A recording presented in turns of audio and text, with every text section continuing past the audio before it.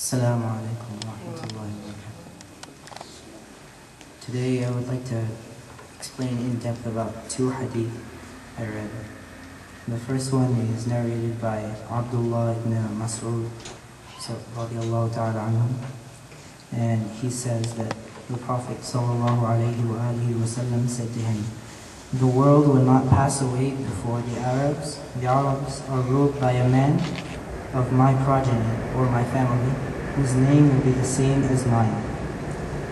And this hadith is about the Imam Mahdi, who is a descendant of Rasulullah sallallahu alayhi wa sallam. And he will come and he will make peace with the world. Now the first thing known about Imam Mahdi is that he will emerge he will be known at the age of 40. And he will be born at a time of great tribune and problems in the world. And he will rule for 7 years, and then he will pass out of this world. And Hazrat Abu Sayyid Khudri radiallahu ta'ala anhu says that Rasulullah sallallahu alayhi wa sallam said, "Al-Mahdi will be from my progeny or my family. His forehead will be broad and his nose will be high. He will fill the world with justice and fairness at a time when the world will be filled with oppression. He will rule for 7 years. His face will shine like a star, and he will have a black spot on his left cheek." And so many other hadith tell us that he will be tall, he will have fair complexion, nice skin. His facial features will be similar to those of Rasulullah sallallahu alayhi wa sallam, and his character, his personality will also be the same as Rasulullah sallallahu alayhi wa sallam. His father's name will be Abdullah, and his mother's name will be Amina. And another thing that we know is that it's not authentic or sure, but he will speak with a slight stutter, and occasionally this stutter will will frustrate him and cause him to hit his thigh. And he will rule at the age of 40 for 7 years, and then he will pass out. And it was also known that Rasulullah sallallahu alayhi wa sallam said that after the death of a ruler in Mecca, there will be some dispute among the people. They don't know who they want to be their leader, and they're fighting and they're arguing, and they don't know who they want. And at that time, a citizen of Medina al-Munawwara will flee from Medina to Mecca. And then the people in Mecca, they will surround the Imam Mahdi, or Muhammad ibn Abdullah, that will be his name. And they will surround him from Hajarul Aswad to Maqam Ibrahim. And they will pledge their allegiance to him, and they want him to be the leader. And Abu Hurairah, at the time between Hajar al-Aswad and Maqam Ibrahim. And Abu Hurairah radiallahu ta'ala narrated that the Prophet sallallahu alayhi wa sallam said, "A man will emerge from the depths of Damascus. He will be called the Sufyani. Most of those who follow Sufyani will be from the tribe of Al. And he is a tyrant, and he kills people, though he kills the people that don't respect him or follow him. And he was so ruthless that it is said that he kills by ripping the stomachs of women and just to kill their children." And so the Sufyani, he hears that a man from Rasulullah sallallahu alayhi wa sallam's family will appear in the Haram. And the news of this advent will reach the Sufyani, and he will become angry. And then he will send his largest army to Mecca to attack him. And then before they actually get there, while they're moving towards Mecca, the earth swallows them up, just because they're going to attack Imam Mahdi.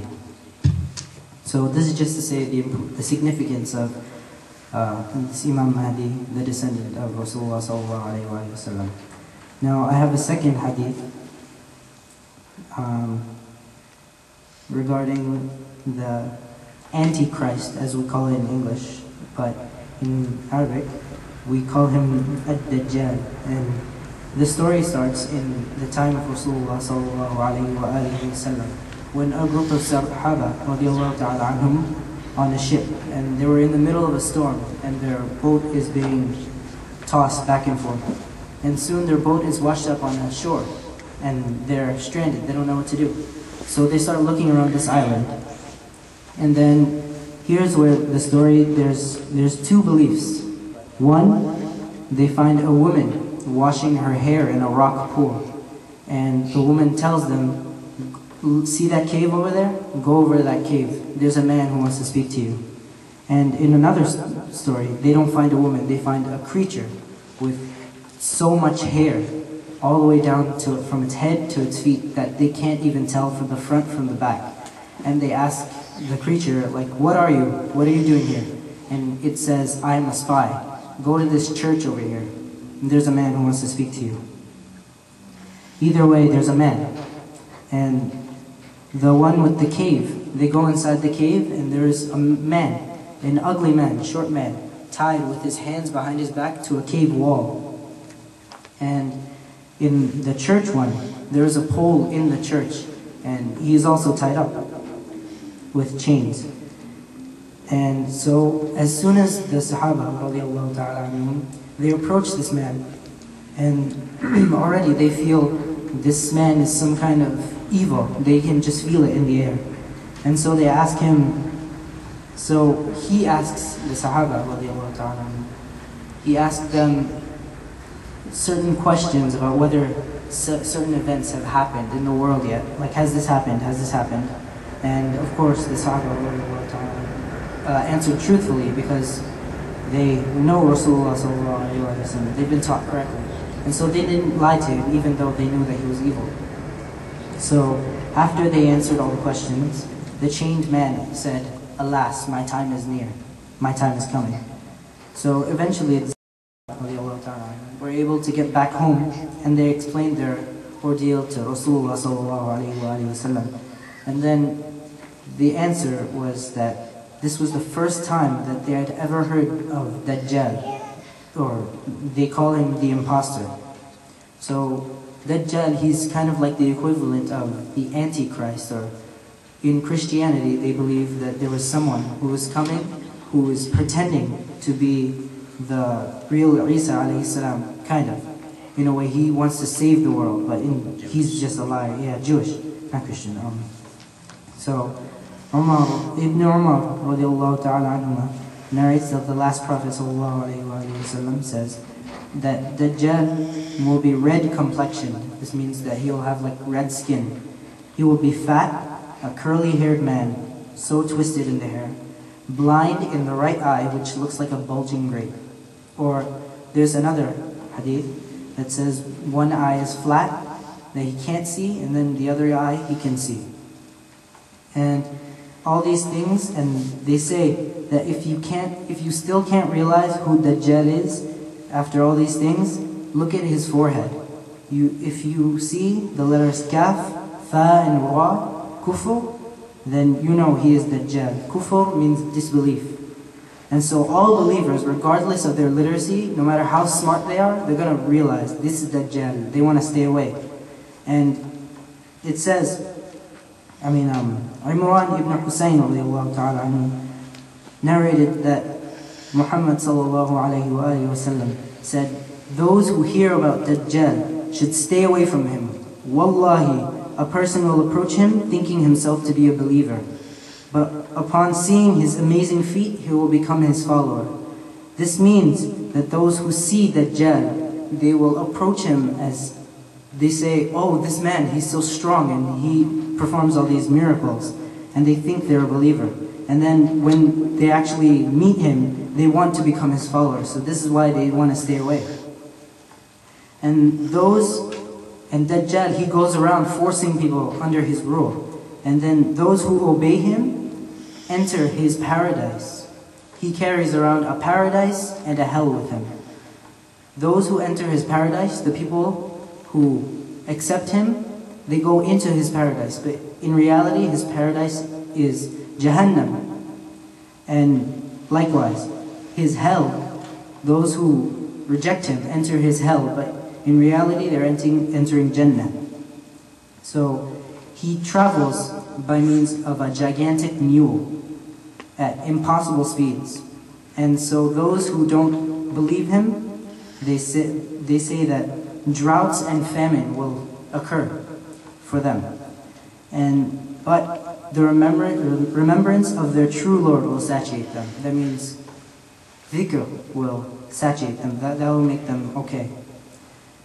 So another hadith from Rasulullah sallallahu alayhi wa sallam, it says, if you have any doubts regarding Dajjal, remember, your sustainer, Allah, is not one-eyed, for Dajjal is one-eyed. And so he will remain on earth for a period of 40 days, but not regular 40 days. The first day will have the length of 1 year, and the second day will be as long as a month, and the third day will be as long as a week, and the rest will be normal in length. So he will try to gain entry in Mecca and Medina, and he uses his army, which is a bunch of creatures. I'm not sure what the creatures are, but we all know that they're shapeshifters. They can take the form of whatever they want. And there are some stories that once Dajjal, he came across a man who was so sad because his parents died, both of them. And so Dajjal asked him, do you want to see your parents again? And he said, yes, yes. And then he called 2 of his shapeshifters that took the form of his mother and father. And then this person, he's like, oh, thank you. He doesn't know he's Dajjal. He thinks he's some kind of great being. And so he worships him and follows him. And there's another story where Dajjal, he has his group, he's giving a speech. And there are 2 angels behind him. And one angel looks at Dajjal with such anger. And Dajjal says, am I not your Lord? Do I not give life to the death? And so the angel says, no, you're a blatant liar. But nobody in the group hears him. Nobody. Only Dajjal. And then the second angel is talking to the first angel. He says, you are telling the truth. But then the people, they hear the second angel, and they think he's talking to Dajjal. So the people think that the angel is talking to Dajjal, that he is telling the truth. So then all these people follow Dajjal. This is how much of a fraud Dajjal is. So Dajjal tries to enter the 2 holy cities of Mecca and Medina. But the angels who guard Mecca and Medina, they bar him from them. And so he flees to Syria, where he meets the resistance and forces of Imam Mahdi, who at the time is the leader of all the Muslims. And so the battle begins between good and evil. So Imran ibn Hussein narrates that Muhammad says, there will always be a group of people upon the path of Allah, overpowering their enemies until the order of Allah comes and Isa alayhi salam descends. And so they're fighting for some time over these 40 days. And when finally the spirit of the Muslims begins to ebb, begins to falter, Isa alayhi salam will be commanded to descend from Allah. He will not descend as a prophet, but as a follower of Muhammad sallallahu alayhi wa sallam. And he will descend with his arms resting on the shoulders of 2 angels. His face will be white, clean, nice, flat cheeks, and his hair will be straight down, long and straight. And he puts his hair down, and it looks like there's water coming down from his hair. And then when he raises his head, it looks as if his hair is beaded with shiny pearls. And so the Muslims at the time, they look at him and they ask him, Ya Ruhullah, lead the salah. Because it was Fajr time. In some narrations, it's not Fajr, it's actually the Janazah of Imam Mahdi. I'm not sure. But anyway, so either way, Isa alayhi salam, he declines. He says, the good thing about this ummah, the virtue of this ummah, is that they lead themselves. And so after the salah, he comes down, he takes up a spear, and he goes with the army, with the revived army, with more people, and they say, this is Isa alayhi salam, he's going to save us. So he has his spear and he's ready to do battle with Dajjal. He's going out to find him. And so they bring glad tidings over India and granted to them by Allah subhanahu wa ta'ala. So all of those who embraced Dajjal, they feel the pain of what Isa alayhi salam is doing. When Isa alayhi salam, he takes a breath on the battlefield, his breath extends all out around him, as far as the eye can see, and then the followers of Dajjal, they feel the pain of his breath, and so they perish. And so soon, Dajjal is found by Isa alayhi salam in Lydia. So then Dajjal will begin to melt as soon as Isa alayhi salam finds him. He begins to melt like lead melts in fire. So then he's melting, and then Isa alayhi salam throws the spear he used, and it plunged into Dajjal's heart, his chest. And then finally, at that moment, happiness would start in the world because Dajjal is gone. And so all the followers of Dajjal, they were rooted out by all the trees and the rocks. They're speaking out against the followers of Dajjal, ending his reign. And so then all the battles shall cease, and the world will know an age of peace. And finally, Isa alayhi salam will take the rule, and the world will be okay, and all the people will know that Islam is the one true religion. Assalamu alaikum. Alhamdulillah, it was a great speech. Just quick few comments. That was the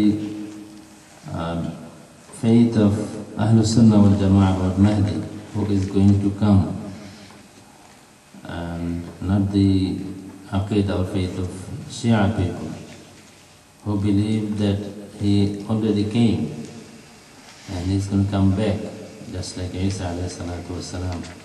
Isa alayhi salatu wasalam will come back from heaven, and in their faith, Mahdi will come back from some tunnel somewhere.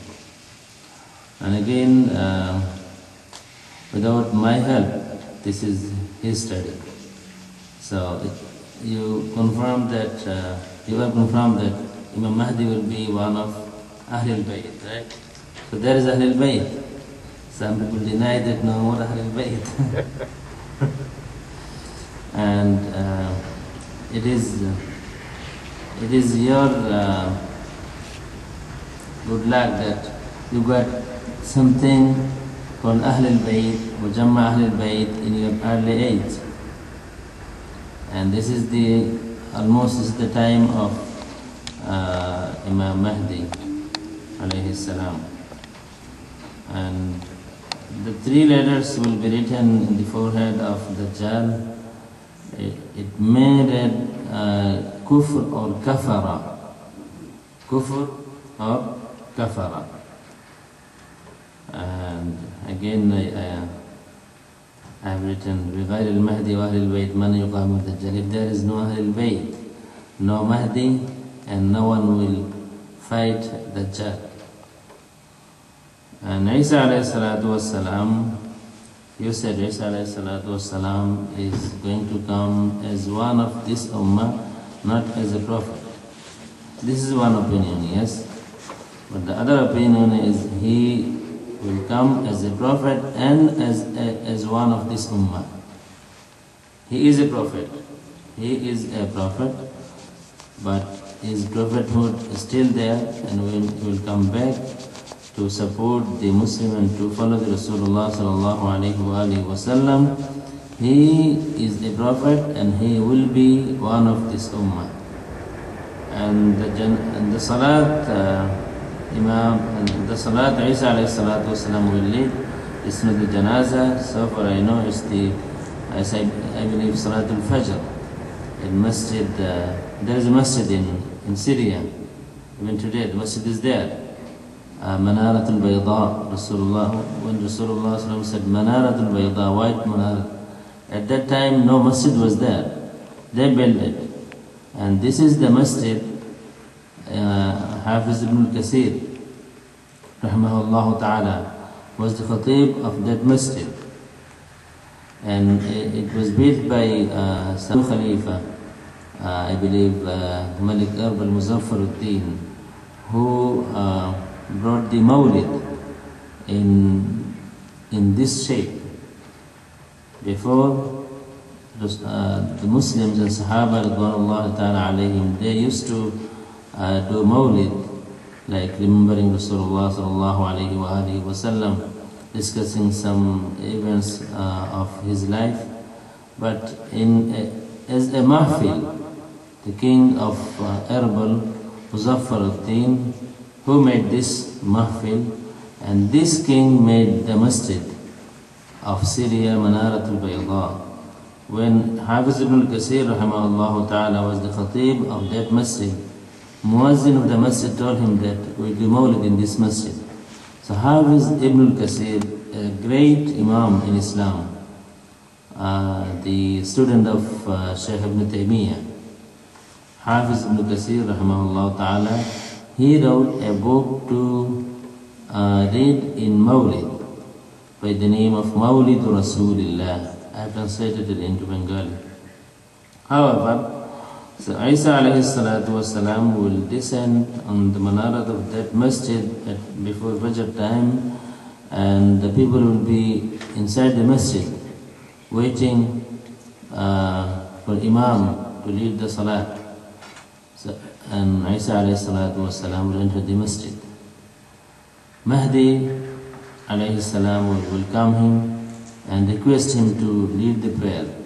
But he would say, no, Imamukum minkum. Imam is from you, Ahle Bayt. Al-Aimma min Quraysh. Imamukum minkum. So Imam Mahdi will lead the prayer, and then, whatever he said, Isa alayhi salatu wasalam will kill Dajjal in a place called Bab al-Lud.